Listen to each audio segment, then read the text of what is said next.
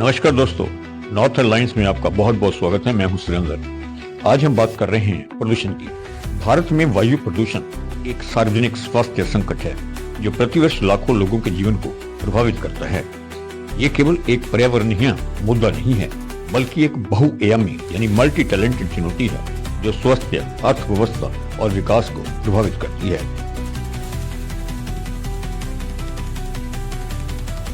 इस प्रदूषण के उत्पन्न होने में मुख्य जो कारक हैं, उनकी अगर बात करें तो उनमें मुख्य तौर पर दहन, वाहन, उद्योग और अग्नि शामिल है।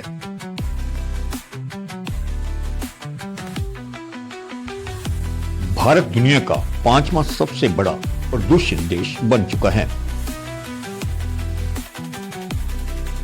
इसके अलावा अगर वर्ल्ड लेवल पर प्रदूषण की बात करें, अगर 10 शहरों की गिनती करते हैं तो 10 में से 6 शहर जो हैं वो प्रदूषित हैं। और अगर 20 शहर वर्ल्ड लेवल पर हम काउंट करें तो उनमें से 13 शहर जो हैं वो भारत के होते हैं। WHO यानी वर्ल्ड हेल्थ ऑर्गेनाइजेशन, विश्व स्वास्थ्य संगठन की रिपोर्ट के अनुसार विश्व स्तर पर 99% आबादी प्रदूषित वायु में सांस लेती है तथा निम्न और मध्य आय वाले देश इससे अधिक प्रभावित होते हैं।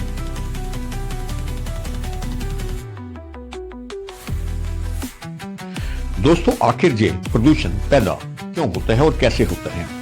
वायु प्रदूषण ग्रीन हाउस गैसों में वृद्धि करके जलवायु परिवर्तन को तीव्र करता है।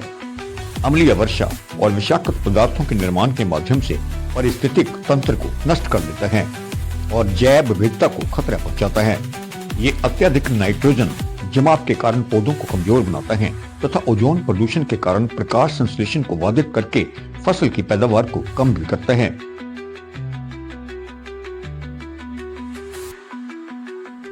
अब प्रदूषण फैलने के मुख्य कारण क्या हो सकते हैं? अगर हम बात करें तो हाइब्रिड और इलेक्ट्रॉनिक वाहनों का तेजी से अपनाना,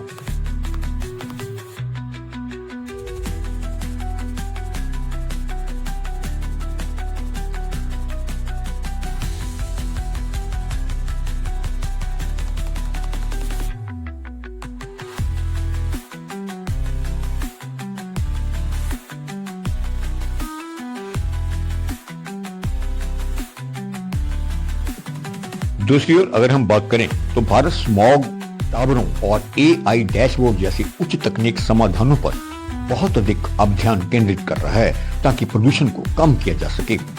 जबकि बायोमास के दहन, अप्रचलित औद्योगिकी प्रक्रियाओं और प्रदूषण फैलाने वाले वाहनों जैसे प्रमुख प्रदूषण स्रोतों की अनदेखी कर रहा है।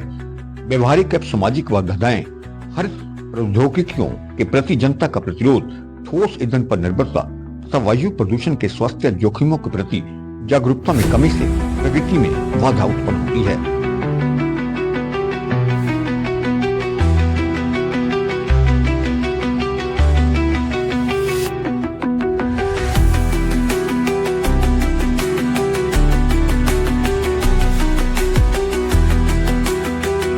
दोस्तों, अगर हम बात करें कि भारत के जो पड़ोसी देश हैं, जो दुनिया के जो देश हैं, वो इनका समाधान करने के लिए क्या कुछ कर रहे हैं।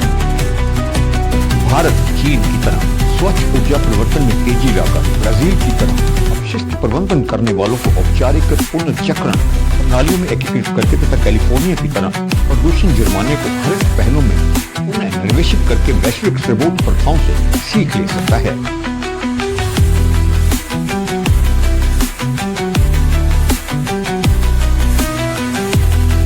इस प्रदूषण से मानव जाति के व्यवहार में लगातार परिवर्तन भी हो रहा है।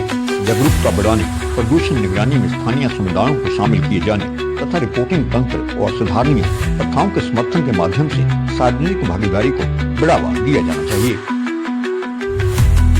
अन्य देशों में वायु प्रदूषण संबंधी सर्वोच्च अभ्यास स्वच्छ ऊर्जा संक्रमण चीन ने चरणबद्ध तरीके से कोयले का उपयोग समाप्त कर उत्सर्जन हेतु सख्त मानदंडों का कार्यान्वयन कर और नवीकरणीय ऊर्जा में निवेश कर प्रदूषण स्तर को कम किया है। अगर हम ब्राजील की बात करें तो ब्राजील ने अनौपचारिक अपशिष्ट श्रमिकों को औपचारिक पुनर्चक्रण प्रणालियों में एकीकृत किया है, जिससे अपशिष्ट पृथक्करण में सुधार हुआ और लैंडफिल उत्सर्जन में कमी आई है। अगर हम कैलिफोर्निया, संयुक्त राज्य अमेरिका, कैलिफोर्निया की कैप एंड ट्रेड प्रणाली के अंतर्गत प्रदूषण जुर्माने का उपयोग स्वच्छ ऊर्जा और सौर विधिवत समुदायों में पुनर्निवेशित करने के लिए किया जाता है।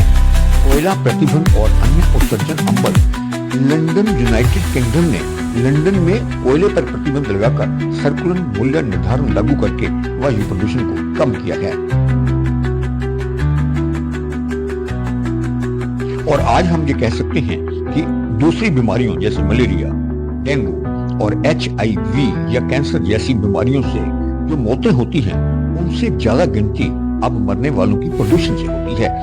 आगामी समय में भारत की स्वच्छता प्रभावी स्थानीय शासन, डेटा संचालित नीतियों और सामूहिक भागीदारी पर निर्भर करती है। वायु प्रदूषण का नगरीय नियोजन यानी अर्बनाइजेशन, लोक स्वास्थ्य यानी पब्लिक हेल्थ एंड आर्थिक विकास यानी इकोनॉमिक डेवलपमेंट के हिस्से के रूप में निराकरण किया जाना चाहिए। स्वच्छ वायु प्राप्त करने के लिए सुदृढ़ राजनीतिक इच्छा शक्ति, वैज्ञानिक समाधान और सुधारणीय परिवर्तन के लिए सामूहिक कार्रवाई की आवश्यकता होती है।